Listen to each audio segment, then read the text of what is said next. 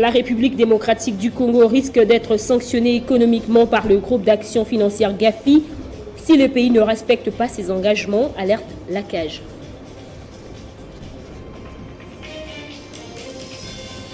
Encore un incendie dans la province du Sud Kivu. 5 personnes sont mortes calcinées au quartier Kajangu lors de ce feu non maîtrisé dont la source n'est pas encore connue. Dans l'actualité panafricaine, un bombardement mené par l'aviation éthiopienne sur Mekele, capitale du Tigré, a fait au moins 4 morts, dont 2 enfants, ce vendredi.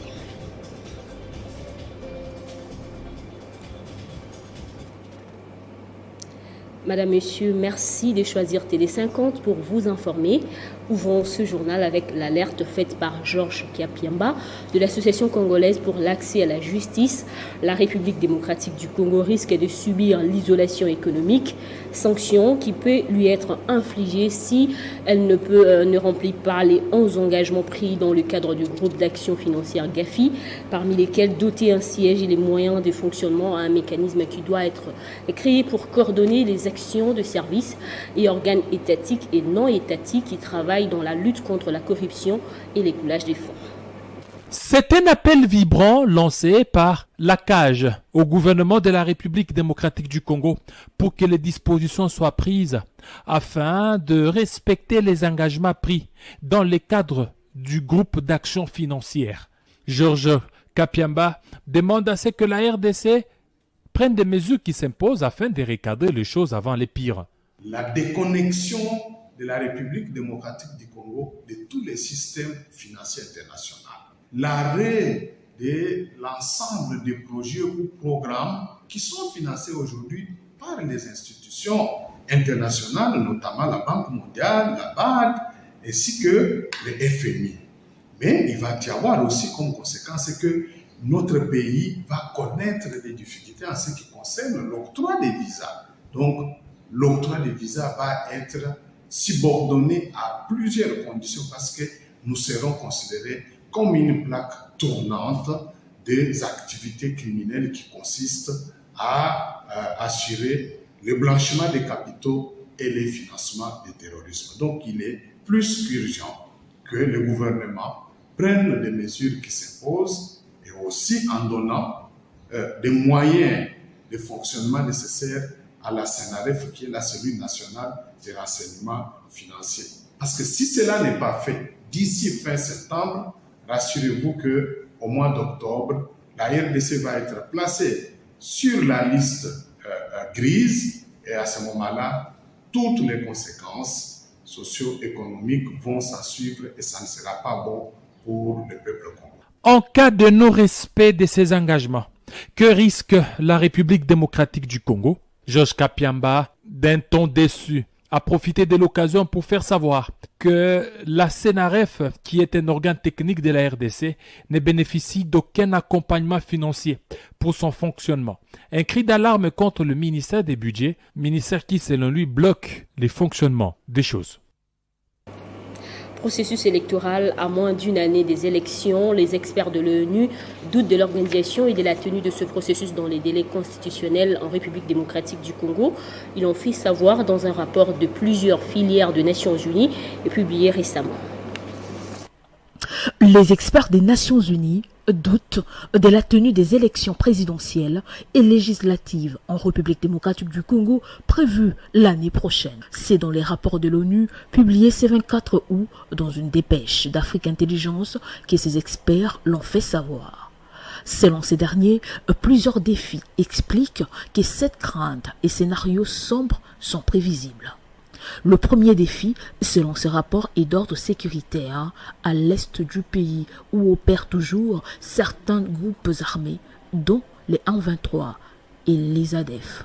L'état de siège, toujours en vigueur dans les provinces du Nord Kivu et de l'Ituri, où toute activité politique reste théoriquement suspendue, laisse craindre des obstacles majeurs. Contactée, la centrale électorale promet de publier un communiqué dans les heures qui suivent concernant ces rapports des experts de l'ONU. Et après sa visite en République démocratique du Congo dans le cadre de l'agenda de transformation agricole, l'ancien président nigérien Obasanjo reçoit de plus en plus des encouragements et des félicitations de la part des rebelles du M23, mouvement soutenu officiellement par le Rwanda. À Kinshasa, des interrogations demeurent cependant sur le rôle que joue réellement l'ancien médiateur de l'ONU dans la crise CNDP, devenue M23 en mai 2012, pour lequel Obasanjo avait été la pièce maîtresse. Suivez ce dossier de la rédaction signée Crispin Chibekoufa. Pour qui roule réellement Olusegun Obasanjo, reçu le mardi 22 août dernier à la Cité de l'Union africaine par le président de la République Félix Tshisekedi, officiellement l'ancien président nigérian avait fait le déplacement de Kinshasa pour parler à l'agenda des transformations agricoles à Atta, qui bénéficie de l'appui de l'Institut international tropical des techniques agricoles IITA, installé depuis 2019 près de Bukavu et dont il est parrain. Mais nul n'ignore les rôles visiblement ambigus que l'ancien émissaire de l'ONU avait joué dans les dénouements de la crise M23 en 2008-2009. Le retour d'Obasanjo sur la scène de la RDC est un grand malheur pour notre pays. J'ai vécu Obasanjo lors des négociations de paix avec le CNDP à Nairobi. Le président Obasanjo a été nommé par l'ONU. L'ONU égale les États-Unis. Le feu président Kappa a été nommé par la sous-région, la CRGL, pour accompagner Obasanjo, donc son vice-président. Je suis souvent dans la presse que non, Raymond Tchibanda aurait vendu le pays. J'ai dit, mais qu'est-ce qu'il y a cette histoire? Comment est-ce qu'un président nigérian peut-il aimer plus ce pays que Raymond Tchibanda, fils de ce pays, que Kabila, fils de ce pays? Le président Obasanjo a été nommé pour exécuter les schémas du Sud-Soudan. Je vous dis ici en passant que son directeur de cabinet, c'était le général kenyan Sumbeyo. C'est le général Sumbeyo qui a coupé le Sud-Soudan. Il était dans la délégation d'Obasanjo, le président Obasanjo. Rappelez-vous qu'il est allé à Djomba voir Kunda Batouari pour fêter, danser la réalisation de leur schéma. Mais c'était sans compter avec la vigilance du président congolais à l'époque. Non sans raison, puisque depuis son récent passage dans la capitale congolaise, l'ancien dirigeant nigérian est très adulé par les mouvements du M23, qui du reste est soutenu par les Rwandais et occupe toujours Bunagana. Obasanjo était-il venu faire une pression négative sur les officiels congolais? Wait and see, disent les Anglais.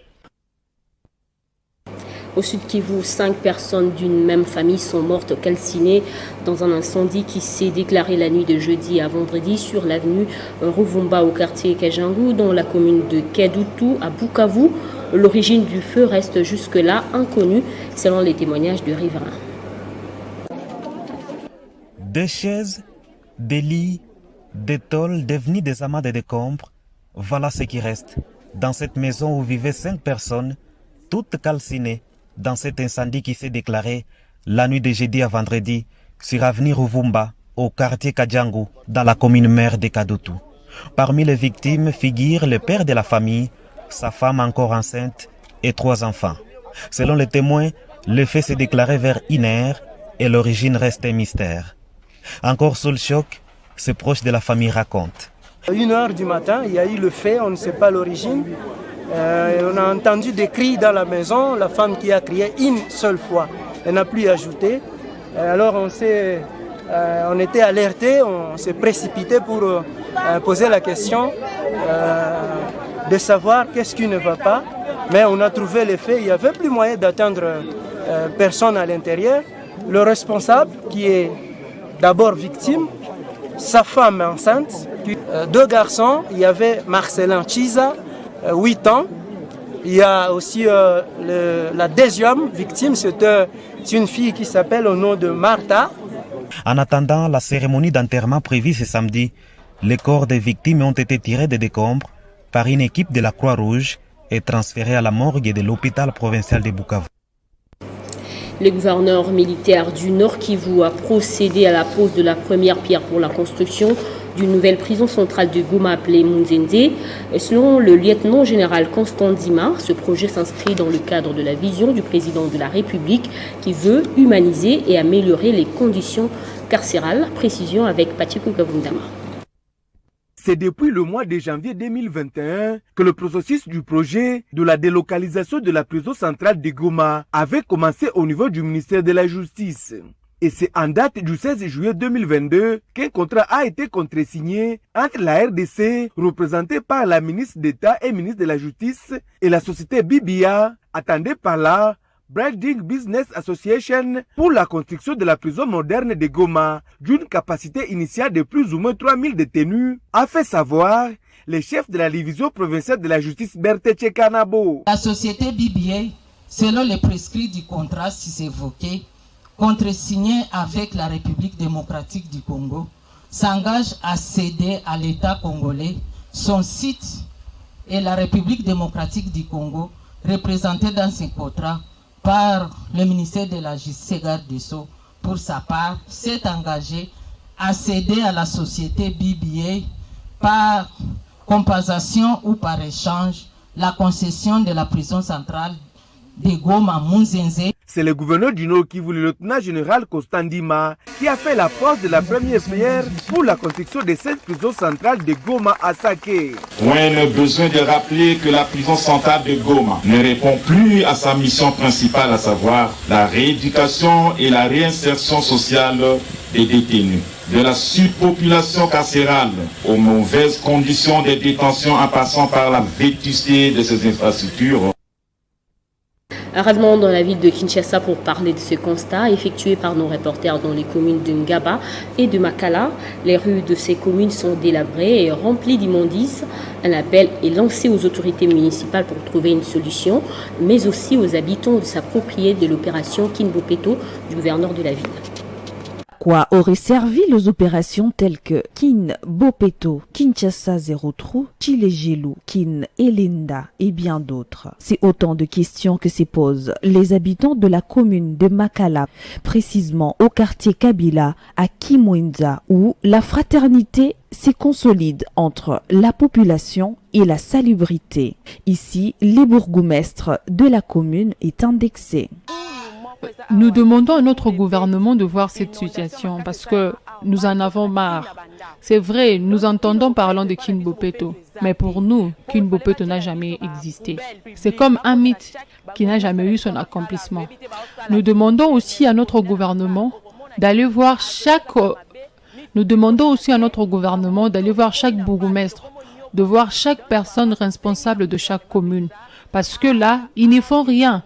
Et ils vont encore nous demander en 2023 pour qu'on puisse voter pour eux. Nous n'allons même pas voter pour eux parce que nous souffrons. C'est à cause de ces déchets. La situation n'est pas assez différente un peu plus loin dans la commune de Ngaba, à Kunyamba Maternité, là où on ne sait même plus voir la limitation entre les macadam et le caniveau, tellement la salubrité a atteint son apogée.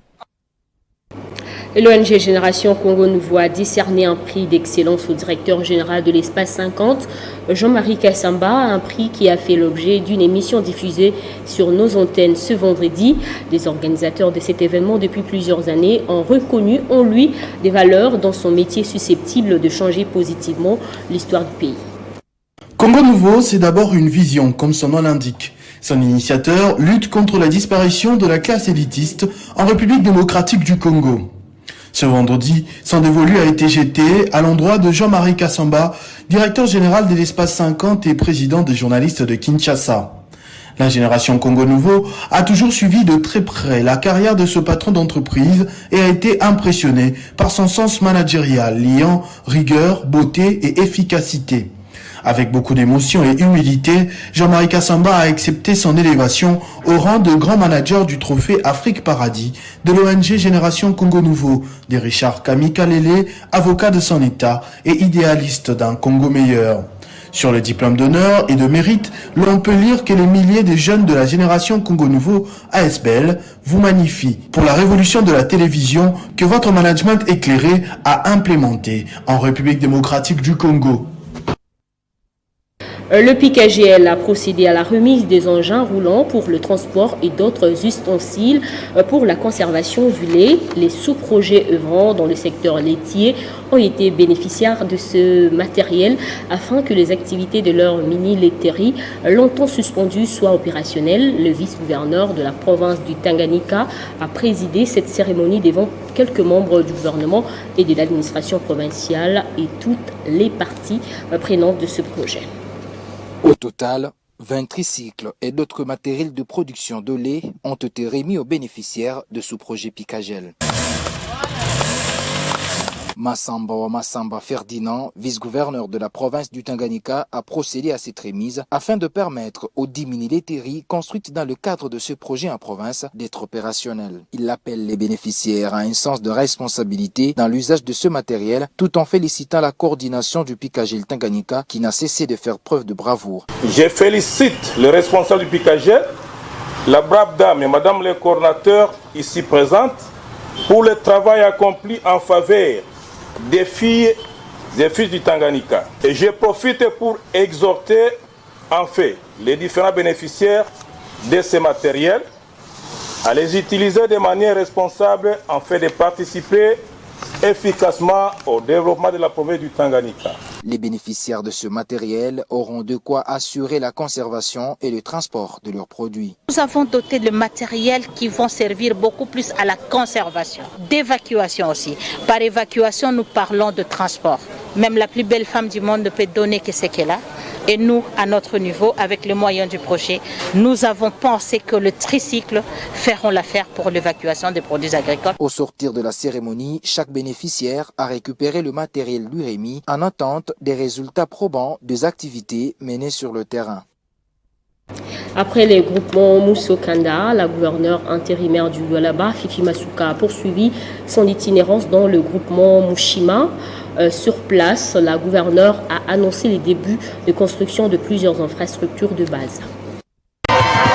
C'est par des chants, un mot de bienvenue, des pas de danse et une cérémonie traditionnelle sous l'arbre à palabres dans la concession du grand chef Mushima 7 que la gouverneure intérimaire du Lualaba a été accueillie dans le groupement Mushima à 60 km de Kolwezi, jeudi 25 août 2022. Marie-Thérèse Masuka Saini a eu droit aux honneurs d'une descendante de la famille royale Mushima. Le chef Mushima 7, de son vrai nom Moussedi Mwandoué Shadrach, ainsi que toute son équipe ont réservé un accueil digne à la chef de l'exécutif provincial et sa suite. Cette descente s'inscrit dans le cadre de la deuxième étape de l'itinérance de la première citoyenne de la province dans le Lualaba profond. Après un bref moment d'échange à la résidence du chef Mushima, l'autorité provinciale et les membres du gouvernement qui l'ont accompagné se sont dirigés au terrain de foot de la place. Quelques minutes avant, Fifi Masuka Saini s'est arrêté dans l'enclos de l'école catholique dénommée Institut Tupendane, située en face d'une autre école méthodiste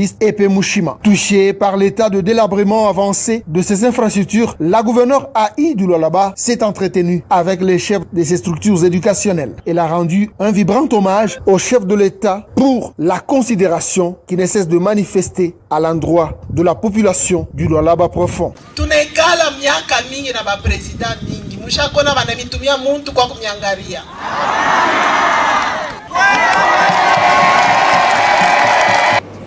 Le lancement de l'opération porte-à-porte dans le Haut-Katanga, le cadre du Parti Avenir du Congo, Christian Kitungwa a lancé la campagne dans la ville de la Kenya.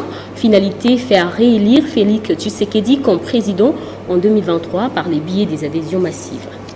C'est une campagne de réarmement et de fidélisation qui a débuté au sein du Parti Avenir du Congo, parti cher à l'ambassadeur Dani Banza Maloba dans la province du Haut-Katanga. L'opération porte-à-porte pour l'adhésion au sein de cette formation politique, Christian Kitungwa, au cadre de ce parti politique, a amorcé cette campagne dans la commune de la Kenya, dans la ville de Lubumbashi. Celui-ci a été accueilli par des centaines de milliers de militants de ACO. Une assurance de ce cadre de base à la commune de la Kenya de soutenir le président Félix Antoine Tshisekedi pour les élections de 2023. Il faut intensifier l'opération. Message yangu ilikuwa ni message ya kusema hapa tunapaswa kumfanya élire chef de l'État à 100%. Cette première étape sera suivie dans d'autres villes de Lubumbashi avant la grande célébration d'adhésion massive qui aura lieu au siège de ce parti. Donc, tukunanza ile mobilisation porte à porte, mpaka tutafika wapi, tutafika kufanya adhésion massive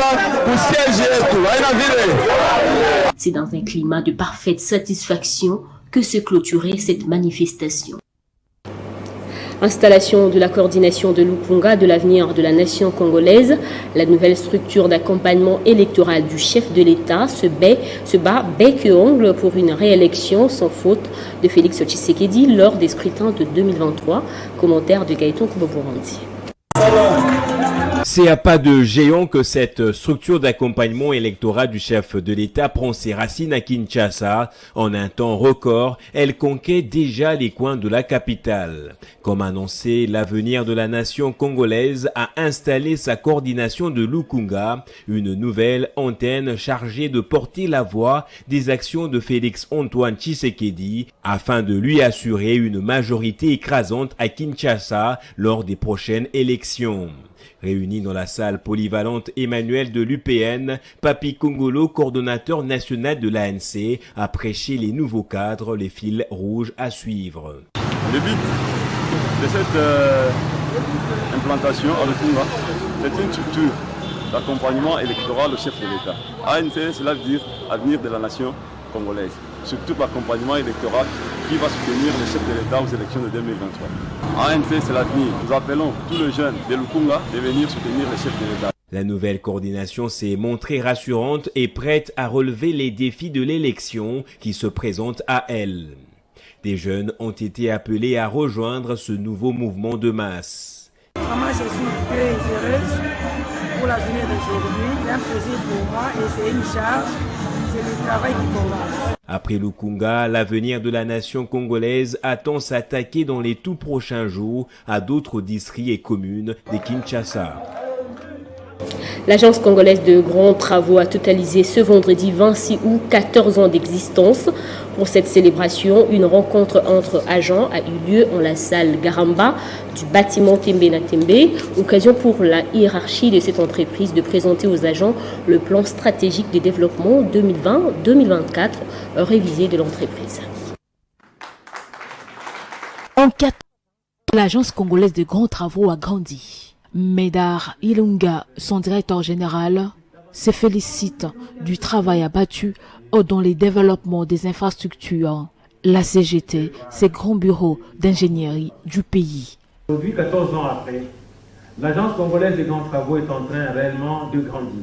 C'est réellement une entreprise qui est en train de se définir comme un grand bureau d'ingénierie dans notre pays et qui tient réellement à participer aux grands défis de développement de notre pays. C'est donc aujourd'hui pour nous une très grande fierté de voir l'agence en train de marquer le pas, en train de se digitaliser pour que l'agence pérennise réellement son développement. Donc aujourd'hui, nous avons espoir, et grand espoir, que l'agence a devant elle un futur élogieux. Aux 14 ans, mais toute une vie devant cette fête, vient rappeler aux différents agents et cadres de la CGT les défis qui les attendent. Tout en vous félicitant pour ce que vous faites, nous devons quand même vous demander de regarder en face. Le défi est beaucoup plus grand. Je sais qu'il y a du chemin parcouru, mais il y a encore beaucoup à faire. Et nous pensons sincèrement qu'avec les efforts de la direction générale et l'engagement de tout un chacun, nous pouvons compter sur nos ressources en interne pour relever le défi. Un 14e anniversaire célébré avec faste. Avant la fin de la manifestation, il est intervenu le partage de gâteaux et d'un repas convivial et fraternel. Soit Liboso. Dans le reste du continent, les combats qui se sont déclarés mercredi après 5 mois de trêve dans des zones des régions de l'Amara et de l'Afar situées autour de la pointe sud-est du Tigré prend de plus en plus de l'ampleur. Aujourd'hui, un avion éthiopien a bombardé la capitale du Tigré. 4 personnes ont perdu la vie, dont 2 enfants. Un récit de Plamdi Mabaya. La trêve humanitaire annoncée il y a 5 mois en Éthiopie et les perspectives de règlement négocié des lagueurs entamées dans le nord du pays en novembre 2020 vient de voler en éclats depuis mercredi 24 août dernier. Les violents combats ont opposé les insurgés du Front populaire de la libération de Tigray aux forces fédérales éthiopiennes aux abords de la province du Tigray, laissant craindre le retour d'un affrontement de grande ampleur. C'est vendredi, en début d'après-midi, un porte-parole des autorités rebelles de Tigray a annoncé que l'aviation éthiopienne avait largué des bombes sur des zones résidentielles et un jardin d'enfants à Makale, faisant état de 4 personnes tuées, dont des enfants, et blessant des civils. Ces dernières semaines, le rapport entre les deux camps se sont dégradés, malgré la succession de messages américains, européens et onisiens à Makale, capitale du Tigray, en demi-août dernier. Les tentatives de médiation sont au point mort en raison des divergences sur plusieurs points. En Asie du Sud, le Pakistan fait face à des inondations de grande ampleur.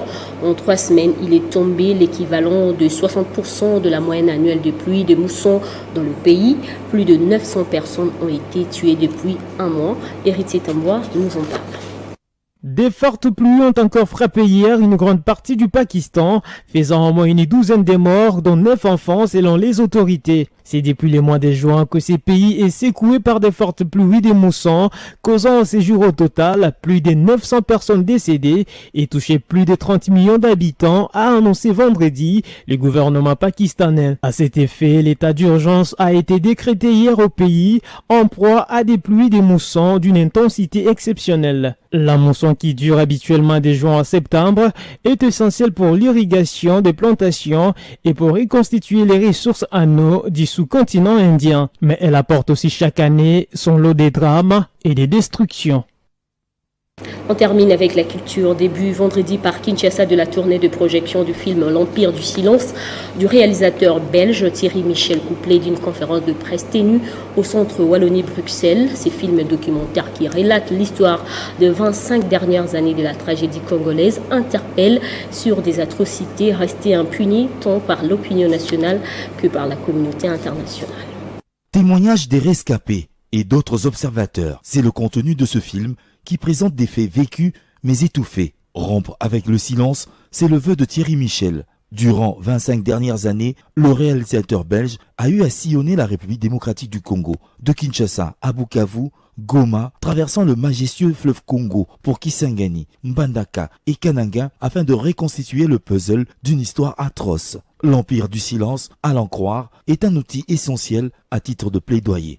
Pour moi, ce film est un outil pour les Congolais, pour travailler sur la mémoire et pour essayer, évidemment, comme je l'ai dit tout à l'heure, plus jamais ça, quoi, que ces événements si dramatiques. Poursuivi en justice, suite à une citation pénale directe à comparaître devant le tribunal par les frères Baloufou, l'un réalisateur et l'autre producteur, Thierry Michel évoque une campagne calomnieuse dans le but de faire saisir et d'interdire le film. Ils ont fait l'objet d'une campagne de menaces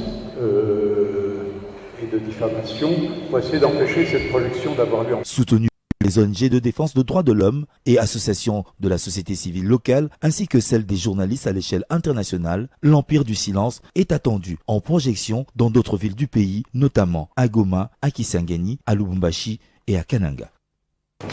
Et on prend le rappel des titres avant de nous quitter.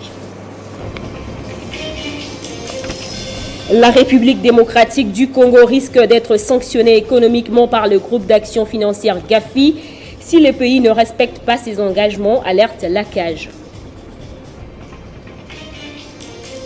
Encore un incendie dans la province du Sud Kivu. 5 personnes sont mortes calcinées au quartier Kajangu lors de ce feu non maîtrisé dont la source n'est pas encore identifiée.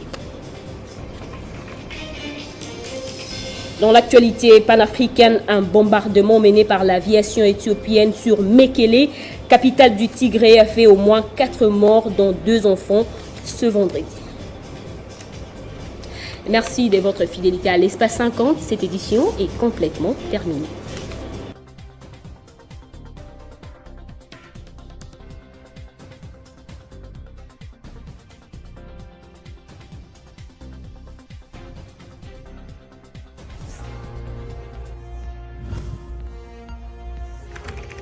l'actualité reste en continu. Communiqué de l'association de Bashi Bahavou. Le Sinia Bougouma Asbel invite tous les membres se trouvant à Kinshasa de se présenter à l'Assemblée générale élective organisée ce dimanche 28 août 2022 à partir de 10h dans la salle des conférences du ministère des Affaires étrangères à Kinshasa-Gombe. La présence de tous les membres est vivement souhaitée. Soyez le bienvenu. Fête à Kinshasa le 26 août 2022. Signé Chantal Bachizi, présidente.